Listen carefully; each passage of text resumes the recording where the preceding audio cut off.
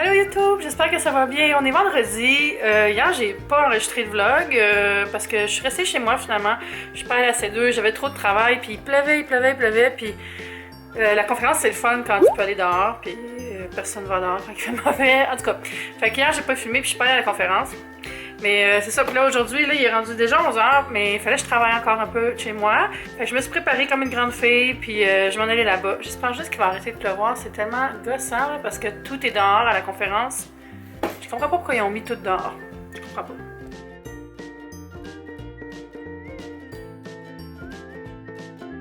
Princess, you're not in your underwear. Have a seat, have a seat. Here is Ecosystems, okay? And we're gonna get to... Hey, on sort d'une super bonne conférence avec, je me rappelle pas son nom de prénom, mais Mademoiselle Randy Zuckerberg, qui est vraiment cool. Elle fait autant du tech que du champ plein d'affaires. J'ai vraiment aimé son point de vue. Je l'ai trouvé trippante. J'étais avec ma chum dentelle. Fait qu'on va aller faire un petit tour sur le site. Il pleut plus au moins. J'ai pas beaucoup filmé là, mais ça va être ça. Bon, comme j'ai pas beaucoup filmé aujourd'hui, je vais faire la fac. C'est ridicule, j'ai presque pas filmé. Puis je me suis couchée parce que, pour vous dire vrai, j'étais en train de filmer ça le lendemain. Fait que c'est ça, on va faire la fac. Vous m'avez envoyé plein de belles questions. Je vais répondre à toutes les questions qui étaient des nouvelles questions. Si vous n'avez pas votre question parmi le lot, c'est que elle est dans une ancienne fac. Je vais mettre les liens vers mes anciennes facs. Ici, il y a une playlist, là. Puis, c'est là, je pense. Puis, en bas, je vais mettre le lien vers la playlist. Fait qu'on y va avec fac. Fac, on y va. On y va avec une première question. Clo Wink me demande « Qu'es-tu la plus fière d'avoir accompli dans ta vie? » Professionnellement, c'est récemment, c'est de m'être lancée à mon compte, puis d'avoir ma propre entreprise, mon blog, mes chaînes YouTube.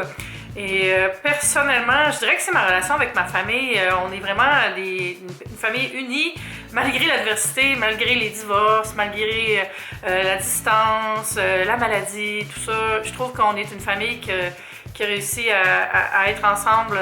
Autant ma mère, mon père, leurs conjoints respectifs, mon frère.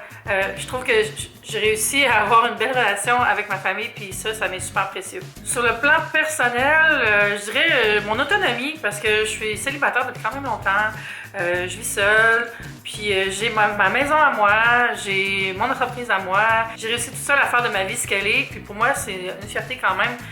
Ça enlève pas le mérite à tous ceux qui l'ont fait à deux ou à trois. Mais pour moi, vu que je suis seule dans la vie, je trouve que c'est une belle réussite pour moi. Émile Côté me demande « C'est quoi ta cochonnerie que tu mangerais toute ta vie? » Des chips au sel ordinaire, des chips Lay's bien pleines, là.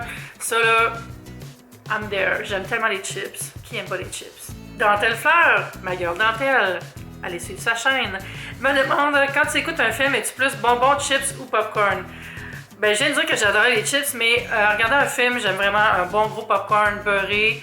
Au cinéma, là, c'est le best. Mais j'aime aussi manger de la réglisse rouge là, aux fraises. Puis même les deux ensemble, c'est bon. Puis tu sais, faire le bon vieux truc de couper les deux bouts de la réglisse pour boire sa liqueur comme si c'était une paille, là. Art de vivre. Pauline C me demande, est-ce que j'ai une chance de te voir en France ou tu n'as pas prévu de venir? J'ai pas de plan d'aller en France la prochaine année, présentement. J'aimerais ça, là, mais non, c'est pas dans les plans présentement. Philippe Thibault, j'aime beaucoup Philippe, il commande vraiment souvent, puis ça fait longtemps qu'il est abonné, puis il est tout le temps super pertinent, puis fin. Bref, Philippe Thibault me demande, après presque 6 mois de ta nouvelle vie de travailleuse autonome, comment vois-tu ce changement aujourd'hui? Je le vois comme un changement que j'aurais peut-être dû faire avant, sincèrement, là. C'est peut-être que j'ai pas eu l'opportunité avant aussi, là, mais je vois ça tellement comme un beau changement de vie, un beau changement de rythme de vie. Je me sens beaucoup plus utile à la société présentement parce que je suis impliquée vraiment à fond dans mes projets. Je pense que être directrice, j'aimais ça, mais je trouvais que c'était trop un rôle de supervision. Moi, j'aime ça avoir les deux mains dans le projet. Là. Donc, c'est un choix que j'ai fait et je suis vraiment heureuse d'avoir fait. On me demande souvent, par contre, si je gagne ma vie avec ça. Puis j'en ai parlé dans un autre vlog, là. Tu sais, les genres de commentaires inquiets, là, de « Mais là, fais-tu de l'argent? » Oui, je fais de l'argent. Oui, j'ai un travail, donc ça implique que j'ai de l'argent, je suis pas bénévole. Mais tout ça pour dire que ça peut amener une certaine insécurité d'être travailleur autonome, mais j'ai comme réalisé que la sécurité, c'était une illusion. Tu sais, on se dit, j'ai une bonne job, je suis correcte, mais tu peux la perdre dans 2 semaines, ta job, là. Fait que c'est pas la sécurité dans le fond. Il n'y a pas de sécurité. La seule sécurité, c'est celle de savoir qu'on a des talents qu'on peut mettre en pratique pour avoir des revenus, pour avoir un salaire, avoir des contrats, avoir un job, whatever. De toujours voir qu'on a une valeur ajoutée, on a quelque chose à donner aux autres. Donc ça, on peut toujours compter sur ça. Depuis que j'ai démissionné, là, pour vrai, j'ai eu 3 offres d'emploi dans d'autres agences de pub. Puis j'ai eu une proposition, pas une offre d'emploi, mais une proposition d'appliquer pour un poste dans un poste de télé. Tu sais, il y a plein de jobs, là. Fait que faut pas avoir peur de ce qu'on va perdre parce qu'il y a tout le temps plein de choses qui nous attendent, dont on n'est même pas conscient parce qu'on est pris dans notre quotidien puis on ne voit pas le reste, là. Mais bon, tout le monde n'est pas pris dans son quotidien non plus, là. On n'est pas tous mal pris dans une job, c'est correct d'avoir un travail de 9 à 5. Mais il faut juste pas avoir peur de qu'est-ce qu'on pourrait avoir d'autre de différent qui pourrait nous rendre heureux. Brune 2 me demande « Allô, voici une question pour ta fac. Dans quelle période historique aimerais-tu vivre? » Et certainement pas le passé, parce que, avez-vous vu, c'était quoi la danse historique dans le passé? Je pense que je suis bien dans la période où on vit présentement, mais si j'avais à choisir, j'aimerais ça aller dans le futur plus. J'aimerais ça voir c'est quoi le futur. Peut-être que j'arriverais dans le futur puis ça serait juste un paquet de roches parce qu'il y aurait eu une explosion nucléaire à cause de Donald Trump. J'aimerais ça aller dans 100 ans puis revenir ici. Je pense que d'aller dans une autre période, c'est juste le fun si on peut revenir en parlant à nos amis. Marjorie Smith me demande, peut-être y a-t-il déjà répondu, mais quelle est la marque que tu affectionnes particulièrement pour les soins du visage? On semble avoir le même type de peau. C'est dur pour moi d'avoir une marque préférée, honnêtement, parce qu'il faut tellement que je teste de gammes différentes, mais les marques qui vont vraiment faire un bel effet sur ma peau, c'est La Roche-Posay, Vichy, L'Occitane, vraiment des beaux produits. Sinon, qu'est-ce que j'utilise souvent pour me démaquiller? Les soins des Yves Rocher, pour vrai, là, ça a été une découverte cette année, surtout leur huile, là, c'est top. Crazy Diamond me demande, as-tu déjà été approché par des agences de mannequins? Tu as tellement un beau visage et très photogénique, je trouve. Est-ce que c'est le genre de choses qui pourraient t'intéresser? Disons que Old Navy te demande. Crazy Diamond, elle sait où est-ce que j'achète mon linge. Non, j'ai jamais été approchée pour être mannequin. Là. Je pense pas que ça serait vraiment mon genre. Mais merci, c'est un beau compliment. Ouais, non, je pense pas que c'est quelque chose qui m'intéresserait. Peut-être photo, mais pas aller marcher sur des catwalks. C'est sûr que je m'en fâcherais puis j'aurais l'air d'une vraie folle. Angie Perrault me demande c'est quoi la chose plus étrange que tu as reçue, surtout si tu ne voyais pas le lien avec le produit ou la compagnie. Ah oui, genre des colis de blogueurs. Une fois, j'ai une compagnie qui m'a envoyé un sac de graines de lin pour m'annoncer la nouvelle venue d'un pain au lin, mais il n'y avait pas de pain avec. J'avais une poche de lin, mais j'avais pas de pain. Je pouvais même pas parler, c'est ridicule. Une autre fois, j'ai reçu d'une compagnie de bar tendre. Il m'avait fait un espèce de truc en plexiglas avec des compartiments avec tous les ingrédients qu'il y avait dans la barre tendre puis une barre tendre au milieu. Genre, ça doit coûter 50$ l'achat de faire le truc en plexiglas pour envoyer au blogueur. Tu sais, pour vrai, si vous voulez que je parle des produits, envoyez-moi juste le produit. J'ai pas besoin des gadgets. Tu sais, j'aurais préféré avoir les 3 boîtes, les 3 sortes des saveurs puis pouvoir goûter puis en parler. Là, j'avais une barre tendre puis une affaire en plexiglas avec des graines dedans. Angie me demande aussi c'est quoi la manie la plus bizarre de Kiki. Elle s'assoit dans un coin du mur puis elle regarde le mur. C'est vraiment bizarre. C'est comme un peu Blair Witch Project. Parlant de Kiki, j'ai Hee-Ho, c'est trop ton nom, Hee-Ho qui me demande quel âge a la petite Kiki, elle est trop mignonne. Kiki, elle a 6 ans, je l'ai eue en octobre 2011, puis elle va bien, c'est une belle petite fille qui grandit bien. Mon enfant. J'avais pas pensé à l'âge de Kiki, tu sais, les chats après 6 ans, là, on est comme, ça va être un chat de 7 ans ou un chat de 14 ans? J'espère que ça va être un chat de 14 ans. Plus. Lynn Hood Animation me demande qu'est-ce que tu penses de ta nouvelle vie comme blogueuse, vloguer, comme travailleuse autonome? As-tu plus le temps pour toi et comment tu gères ton temps à la pression pour avoir la pression pour avoir un équilibre entre ta vie pro et personnelle? Ben, j'ai répondu un peu tantôt à ça, mais j'ai pas plus de temps pour moi. Non, c'est pas vrai ça. C'est sûr que j'ai plus de temps pour moi parce que je peux travailler à mon rythme. Ce que ça fait par contre, c'est que je travaille presque à tous les jours. Mais comme mon blog, ça a toujours été un loisir avant, on dirait que je ne sens pas la pression de « faut que je travaille ». C'est tout le temps un plaisir de me dire « ah, je vais faire des choses pour mon blog ». C'est pas toujours évident de livrer ce que je veux livrer. Par exemple, moi, je travaille toute seule. Il y a beaucoup de blogs où il y a beaucoup de collaborateurs, des gens pour faire du contenu. C'est le fun, tu sais, parce que ça permet d'avoir l'assurance de toujours avoir des billets à tous les jours. Moi, pour vrai, j'aimerais ça faire un billet par jour, mais je me rends compte que j'ai pas toujours le temps quand j'ai d'autres contrats. Donc ça, c'est un peu plate pour ça à gérer. Faudrait que j'en fasse d'avance. Présentement, je suis en train d'en préparer pour le mois de juillet pour pas avoir trop de travail à faire en juillet pour pouvoir prendre des vacances. Mais je pense que j'arrive à essayer d'avoir un bon équilibre. La seule chose qui me manque, c'est d'aller au gym parce que mon gym est vraiment loin. Puis il a fallu que j'arrête aussi parce que je m'étais cassé le pied. Fait que là, je suis en train de penser à une solution pour ramener ça plus près de moi puis avoir cet équilibre physique là aussi, de pouvoir aller m'entraîner. Je pense que je vais m'inscrire à la piscine du stade qui a aussi un gym. Parce que je suis en train de checker ça, là. Je vous reviens là-dessus. Mais ça impliquerait qu'il faudrait que j'annule mon abonnement au multigym que je paye pour rien depuis 3 mois. Bravo, Eve. Juliane Tremblay-Powell me dit: tu as dit que tu essaies d'utiliser des produits meilleurs pour l'environnement lorsque tu parlais des tampons démaquillants. Quel produit fonctionne bien pour toi? Ben, c'est plus des gestes que des produits. J'essaie juste de faire des petits gestes au quotidien, comme pas prendre beaucoup d'essuie-tout pour faire le ménage. Je prends vraiment des linges, des produits bons pour l'environnement pour nettoyer la maison. Ma femme de ménage aussi utilise juste des produits bons pour l'environnement, donc ça, c'est super. J'ai pas de voiture, je prends les transports en commun souvent. Oui, je prends des petites toiles démaquillantes, mais je prends aussi souvent une débarbouillette, puis ça fait bien la job. Des choses comme ça, c'est des petits gestes. J'essaie aussi de réduire ma consommation de viande rouge. Moi, je suis carnivore, j'aime la viande puis je vais pas arrêter d'en manger, mais j'essaie de pas en manger à tous les jours. Ça m'arrive vraiment souvent de faire des journées végé, puis je trouve que ça, c'est des bons gestes qu'on peut intégrer dans notre alimentation pour faire des changements pour la planète aussi, parce que la production de viande, c'est pas tellement bon pour la planète. Fait qu'on peut continuer à en manger, là, mais réduisons tout le monde d'au moins 50%, ça va être vraiment bon. Il y a des oiseaux bizarres. Stéphanie Labrec me demande: tu vas dans beaucoup d'événements, c'est-tu déjà arrivé une fois que tu as vraiment été mal à l'aise? Si oui, dis-nous pourquoi. C'est pas mal drôle les moments mal à l'aise à raconter. Oh my god, moi j'aime beaucoup cette question-là. Il y a eu vraiment beaucoup de moments où c'était des malaises. Tu sais, genre quand tu rentres dans un événement, là, puis c'est pas du tout ce que tu pensais que ça allait être, là, puis tu fais ça comme ça, là tu t'en vas. Je veux dire par là que c'est... Exemple, une fois, j'étais invitée pour un vernissage dans un musée, puis j'arrive là, puis c'était tous des dignitaires, puis des politiciens, puis c'était vraiment comme... J'étais comme moi, je venais de chiller pour prendre un verre, regarder l'art, là, fait que j'ai vraiment fait comme... Je suis percée. Des fois aussi, c'est des animations qui sont un peu bizarres, là. Je pense à une fois qu'il y avait une fille qui faisait de la danse dans des cerceaux, puis elle était juste pas capable de le faire, genre pourquoi elle a eu la job. Puis c'était juste gênant, là. Tout le monde était comme... What's up, les cerceaux? C'était pour une crème pour la cellulite. Là, fait qu'elle tournait comme ça avec les cerceaux, mais ça faisait juste tomber. J'étais comme, est-ce que c'est un signe que la crème ne fonctionne pas?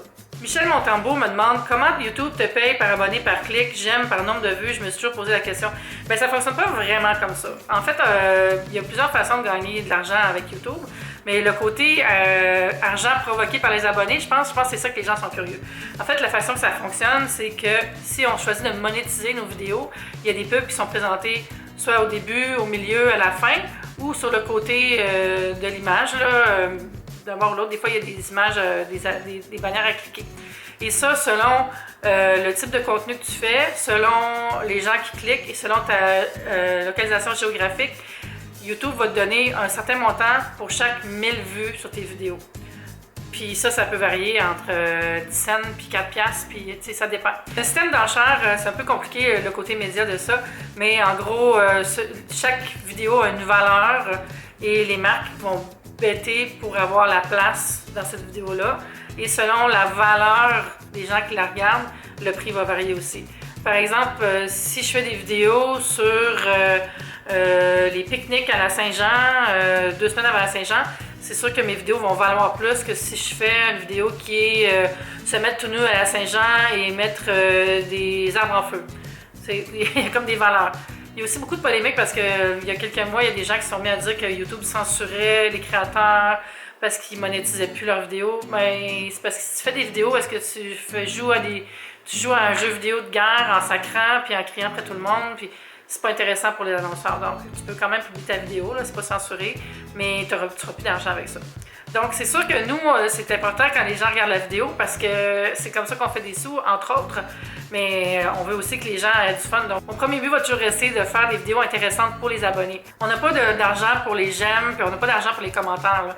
C'est juste que quand il y a de l'interaction avec nos vidéos, ça fait que YouTube va les proposer à plus de gens. Donc, c'est toujours bon d'avoir des vidéos qui ont des thumbs up. Des thumbs down aussi, ça compte.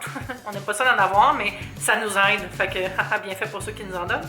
Puis, c'est ça, les commentaires aussi, c'est une bonne façon d'avoir un petit push de YouTube pour que plus de gens voient notre vidéo. Sarah Boué me demande si tu avais une ou plusieurs places où manger du homard à Montréal, que me conseillerais-tu? Si tu veux juste un homard classique, va dans les restaurants grecs de la rue du Luth. Là, il y a des bons deals sur le homard. Si tu veux manger un plat de homard vraiment original, c'est vraiment le Joe Beef, mais là, il faut quand même réserver d'avance puis sortir un peu les sous. Ils ont un plat de pâtes au homard qui est hallucinant. C'est comme des pâtes à la crème avec des grosses pinces de homard. C'est fou! C'est fou! Stéphanie Duval me pose les vraies questions en me demandant les ratons laveurs pour ou contre la libération des flamants roses dans le centre-ville de Tether Mines, pour ou contre porter un chat comme un chapeau, le chapeau pour aller à la messe de minuit, pour ou contre je suis pour toutes ces choses-là. Agathe Legal me demande quel est ton plus grand rêve, la plus belle chose que tu fais dans ta vie, ton plus gros regret. Mon plus grand rêve, ça serait... présentement, mon plus grand rêve, pour vrai, c'est d'avoir une bonne santé, parce que je réalise à quel point c'est la chose la plus importante. Donc, continuer ma perte de poids, réparer mon pied. Ça rend niaiseux, là, c'est pas un rêve comme je veux sauver le monde, mais j'ai juste envie d'être bien dans ma peau en termes de santé. Je suis bien dans ma peau en termes mental, mais là, j'ai vraiment besoin d'être bien, là, puis de me sentir comme mobile, puis que je peux faire plein de choses. Ça, c'est mon grand rêve, puis je travaille fort là-dessus. Puis vous m'aidez tellement là, avec vos commentaires quand je parle de ma perte de poids, là, puis merci beaucoup. La plus belle chose que j'ai fait dans ma vie, je sais pas, là... Ça veut-tu dire quelque chose de gentil? J'ai amené mon père en voyage à Chicago, je pense que ça l'a beaucoup touché. Plus belle chose dans ma vie, je sais pas, là. Adopter mon chat, Kiki, je l'ai sauvé de la rue après tout. Mon plus gros regret, peut-être de ne pas avoir démissionné plus tôt. J'aurais vraiment pu démissionner plus tôt. La dernière année chez Silly, je trouve que je donnais pas mon 100%. J'avais la tête ailleurs. J'étais en train de penser à ce que j'allais faire. C'était compliqué dans ma tête. J'étais pas en dépression, mais j'étais pas bien. Puis j'essayais de comme tenir le garde puis que ça paraisse pas, mais ça paraissait, je pense, là. Mais ouais, je pense que j'aurais dû peut-être consulter même. Ça, c'est quand même un regret. J'aurais dû faire ça avant parce que j'ai perdu du temps avec ça. Marianne Gonville me demande où étais-tu en 1992? En 92, j'avais un appartement dans le Vieux-Québec et je travaillais dans un magasin d'encadrement. Je faisais des cadres et je travaillais dans l'édition de sérigraphie d'artistes québécois. J'étais en break d'école. J'avais lâché le cégep. Je savais pas ce que je voulais faire exactement. Puis j'avais décidé que l'année d'après, j'allais aller à Montréal, m'inscrire au Collège La Salle, puis étudier en mode. Fait que j'étais comme dans une année entre deux. J'avais décidé de prendre un break. Un vrai break. Pas un break où est-ce que je voulais juste plus à l'école, mais un break où je voulais penser à ce que j'allais faire avec ma vie. Puis ça fait full du bien. J'encourage tout le monde à faire ça si vous savez pas ce que vous voulez faire dans la vie, là, de prendre un petit break, mais travailler quand même. Là. Fait que c'est ça que je faisais en 92. L'étoile de Lakota me demande, as-tu déjà voyagé? Où aimerais-tu aller? Ville ou pays? Oh, oui, j'ai voyagé beaucoup. Je suis allée en Europe plusieurs fois, en Suisse, en Belgique, à Copenhague, je suis allée au Japon, je suis allée partout aux États-Unis, je suis allée au Mexique, Cuba, en tout cas, bien des places. Mais les prochains voyages que je voudrais faire, ça serait l'Islande, l'Allemagne. J'aimerais ça aller à Bali. C'est tellement cliché, mais j'aimerais ça aller là. J'aimerais ça aussi aller visiter mon ami Victor Voyage chez lui, en Nouvelle-Zélande. Ça serait le fun. Voilà, fait que c'est tout. Merci beaucoup pour vos questions. Ça m'a vraiment aidé à faire une vidéo aujourd'hui parce que sinon, elle aurait été très mince. C'est vraiment fun de répondre à vos questions. J'espère que vous avez aimé ça. Puis j'espère que vous avez passé une belle journée aujourd'hui et que vous avez pu faire vos projets, vous réaliser, avoir du plaisir, être avec les gens que vous aimez. On se dit à demain. Bye YouTube, c'est le fun!